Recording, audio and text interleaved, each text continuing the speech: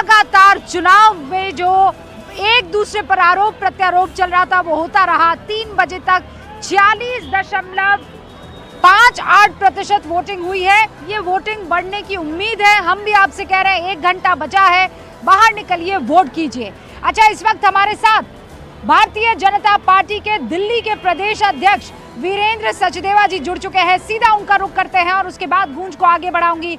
वीरेंद्र जी, बहुत बहुत स्वागत है आपका। आम आदमी पार्टी आप पर बड़े सारे आरोप लगा रही है, पैसे बांटने से लेकर दिल्ली पुलिस के इस्तेमाल से लेकर बुर्के में आ रही महिलाओं को वोट ना करने देने तक।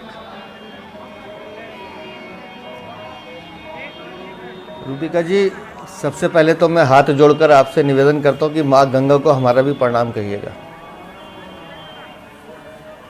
जरूर। और जहां तक आम आदमी पार्टी के आरोपों की बात है,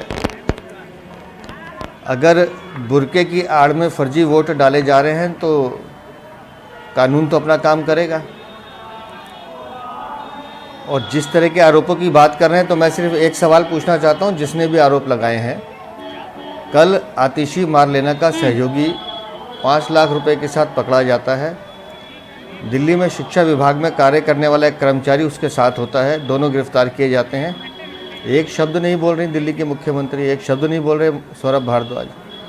चोरी आप करेंगे, शराब आप बांटेंगे, पैसों की हेरा फेरी आप करेंगे, गुंडई आप करेंगे।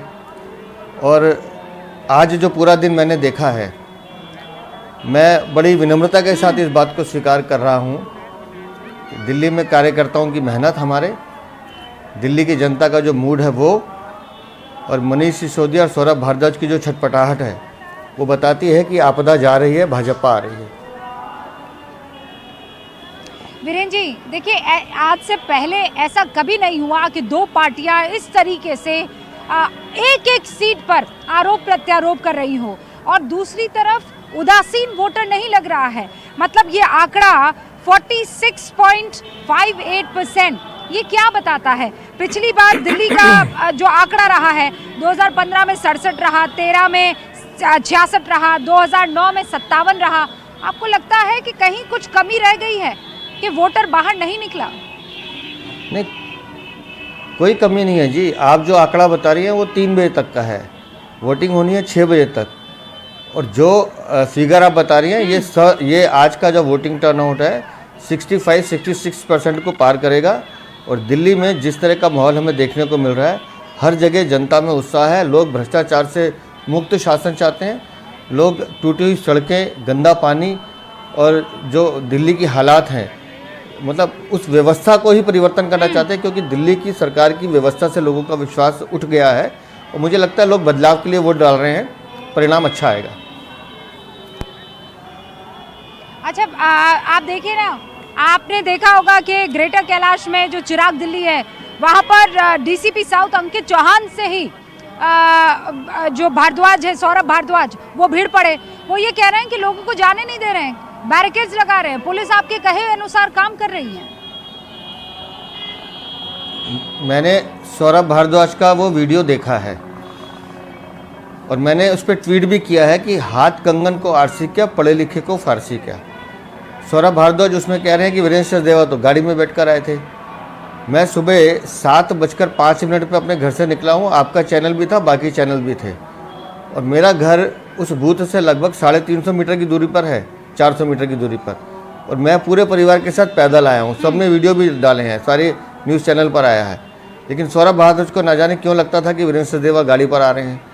तो अनाप शनाप बातें करना, अनर्गल आरोप लगाना, ये आम आदमी पार्टी के अरविंद केजरीवाल से लेकर नीचे तक के जितने भी इनके भ्रष्टाचारी साथी हैं, सबका एक चरित्र बन गया है कि बिना सोचे समझे बोलना।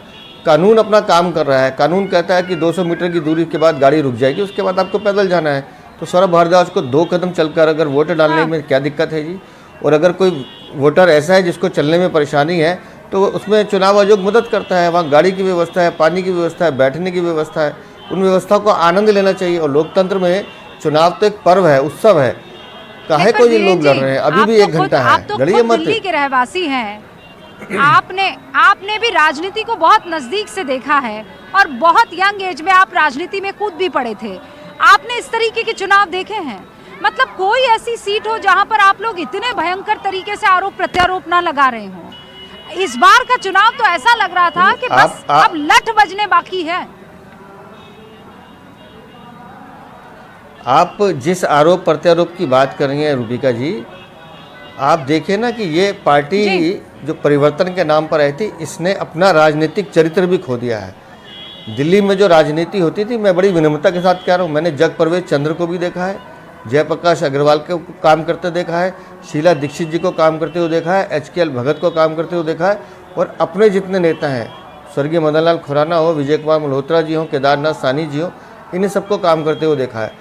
हम लोग जब राजनीति में काम करते थे तो अपनी विचारधारा की बात करते थे, लेकिन गंदगी नहीं करते थे, आरोप नहीं लगाते थे, इस तरह का चरित्र हम नहीं करते थे जो इस अरविंद केजरीवाल ने राजनीति में आने के बाद किया।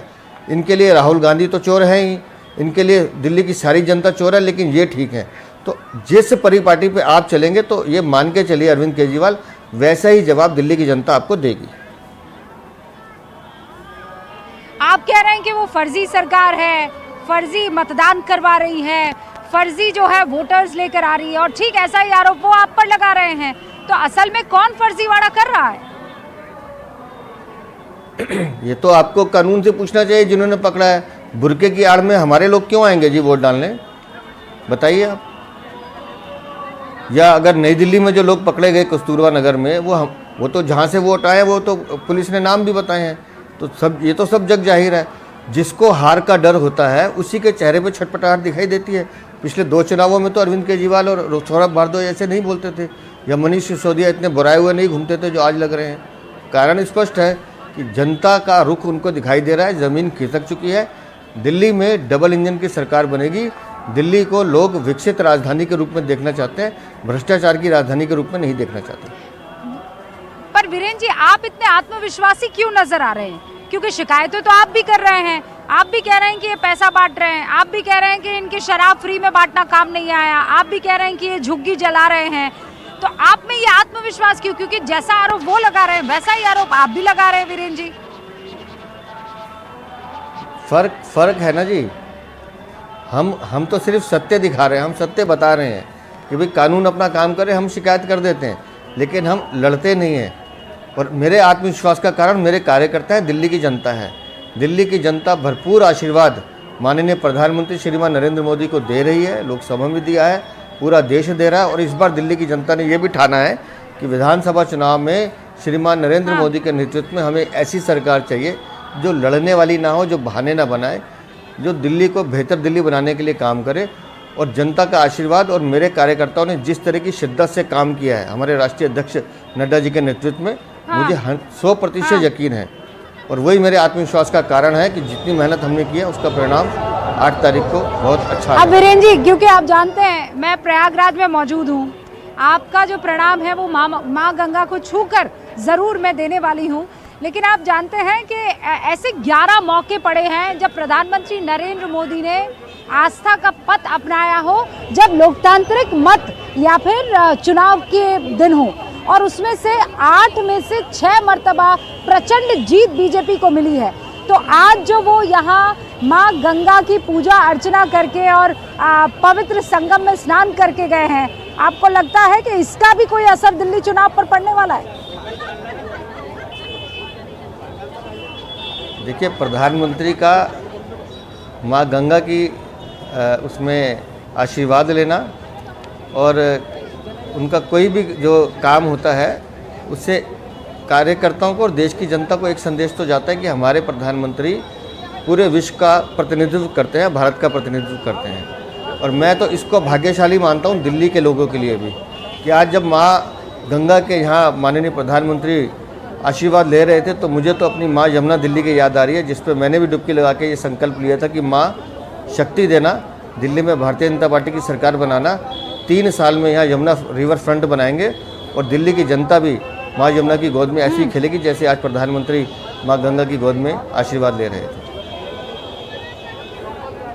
वीरेन जी, आपको बहुत सारी शुभकामनाएं, बहुत बहुत शुक्रिया न्यूज़ 18 इंडिया से बातचीत करने के लिए।